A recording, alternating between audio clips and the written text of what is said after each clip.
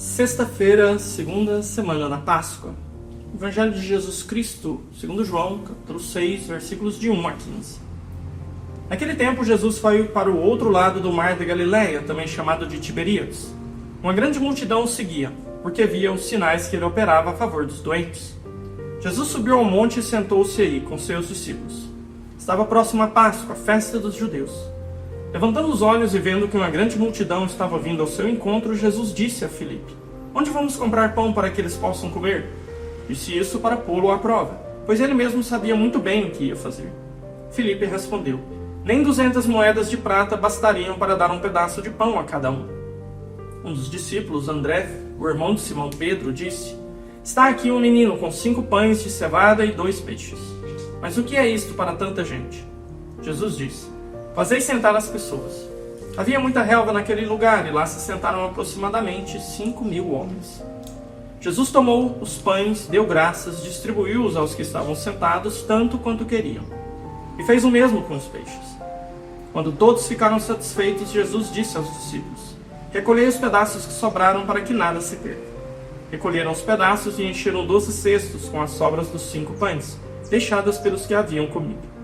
Vendo o sinal que Jesus tinha realizado, aqueles homens exclamavam: "Este é verdadeiramente o profeta, aquele que deve vir ao mundo." Mas quando notou que estavam querendo levá-lo para proclamá-lo rei, Jesus retirou-se de novo, sozinho para o monte. Amados irmãos e irmãs, demos um salto agora no capítulo 3 do Evangelho de São João, aquele diálogo longo com Nicodemos. Estamos no capítulo 6. É apresentado o milagre da multiplicação dos pães, que depois vai ser sucedido por um longo discurso, chamado Discurso do Pão da Vida. Vamos olhar apenas para um aspecto desse milagre e ver uma grande lição que Deus nos dá com esse milagre, né? Deus poderia fazer tudo que nós quiséssemos, sem precisar de nós. Deus poderia nos dar todos os milagres, sem nem sequer abrirmos a boca para pedirmos. Deus poderia e pode fazer tudo isso. Mas a revelação é exatamente para nos mostrar quem é Deus. Uma pessoa se revela agindo, e através das suas ações nós vamos percebendo o jeitão de cada pessoa. Então, quando nós olhamos para o Evangelho e vemos Jesus agindo, e Jesus é Deus, e Jesus se revela não só por palavras, mas também por ações, a gente vai percebendo que parece, isso é muito evidente, que Deus quis que participássemos de tudo, da nossa salvação, da nossa transformação, inclusive das graças que Ele pode nos dar. Então nós vemos nesse Evangelho que Jesus poderia ter alimentado aquela multidão, simplesmente fazendo brotar pão ali do chão. Poderia, isso não é impossível para Deus.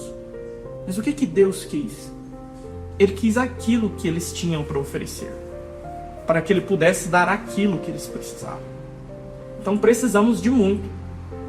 Mas até onde eu posso ir para que depois Deus precise intervir? Nosso problema é que nós queremos ficar letárgicos, não queremos fazer nada. Sentar aqui e esperar a graça cair no meu colo. E o Evangelho deixa bem claro que não. O que você tem talvez seja muito pouco, talvez seja quase nada.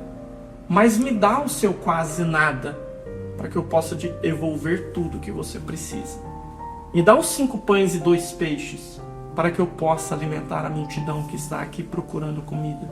Me dá água, para eu te devolver vinho. Me dá a sua prece, para que eu possa conceder aquilo que você pede. Por isso hoje o Evangelho deixa bem claro essa participação, como se fosse uma estrada de 2 vias.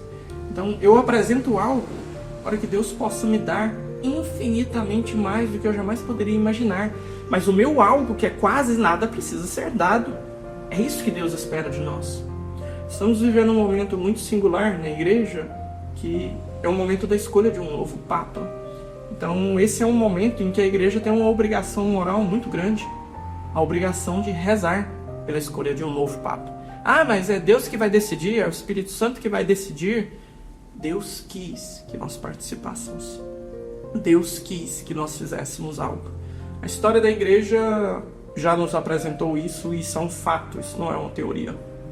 Houveram péssimos papas na história da igreja. Houveram papas terríveis na história da igreja. Nenhum deles maculou a doutrina e a moral da igreja. Isso foi mantido realmente incólume, mas houveram papas que realmente fizeram mal à igreja. Por isso que é nossa obrigação, sim, como católicos. Nós vamos dobrar o nosso joelho e vamos pedir. Vamos dar a Deus o nosso quase nada que temos. E o que é? É a nossa capacidade de suplicar, de dobrar o joelho, de fazer penitência, de fazer jejum. E Deus vai nos conceder o tudo de que precisamos. Então, aprendamos a observar a Deus e ver como Ele age e como Ele nos trata. E aprendamos a nos adequar ao seu modo de agir.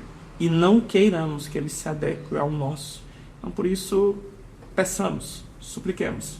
Peçamos a Deus por um Papa que realmente possa conduzir a Igreja neste momento singular da história e possa conduzi-la com firmeza, mas conduzindo-a num caminho de santidade. Para todos nós. Deus te abençoe. Em nome do Pai, do Filho e do Espírito Santo. Amém.